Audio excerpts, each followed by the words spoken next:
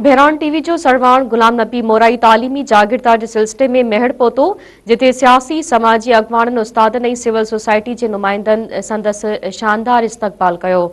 बहरान social forum पारा मुनक़िद कयल तकरीब में बहरान टीवी के सरवाण गुलाम नबी मोराई खास मेहमान तौर शिरकत कई, जिते खेस तालीमी माहिर मजहर अली बुट बोस्की जो पटको परायो। तकरीब में शरीक सैयद मोहम्मद शाह रिजवी, शेरी इत्तेहाद के सदर अब्दुल सत्तार चन्ना, दादू सिमोल चैम्बर के सदर एडवोकेट मियां अब्दुल हक जतोई, अशरफ चांडियो, बदरुद्दीन गोरड़, जहांगीर चांडियो, नियाज अली खोसो ऐं शेर अबड़े पारां आयल मेहमानन के लूंगियूं ऐं गुलन जा हार पराया विया। तकरीब में खिताब कंदे गुलाम नबी मोराई चयो त संदसि मेहड़ जे माण्हुनि सां फिक्री ऐं रूहानी रिश्तो आहे।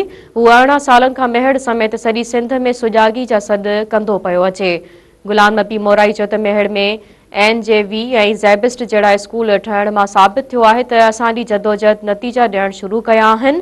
चूंडियल नुमाइंदो केर बि हुजे, जेकॾहिं आवाम जी ख़िदमत कंदो त तारीख़ में सुरख़ुरू रहंदो।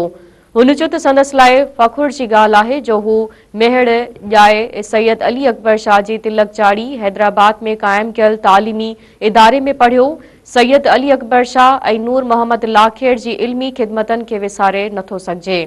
तकरीब के तालीमी माहिर मजहर अली बुट, अब्दुल सत्तार चन्ना, सैयद मोहम्मद शाह रिजवी, एडवोकेट मियां अब्दुल हक जतोई, तालीम खाते के ऑफिसरन जहांगीर अहमद चांडियो, नियाज अली खोसो, गस्टा अगवान बदरुद्दीन गोरड़, मोहम्मद अशरफ चांडियो, शेर मोहम्मद अबड़ो, डॉक्टर अब्दुल मजीद बलेदाई, रियाज चांडियो, पेटे अलिफ अगवान अब्दुल समद बुघियो, अब्दुल रहमान चन्ना पिण खिताब कयो।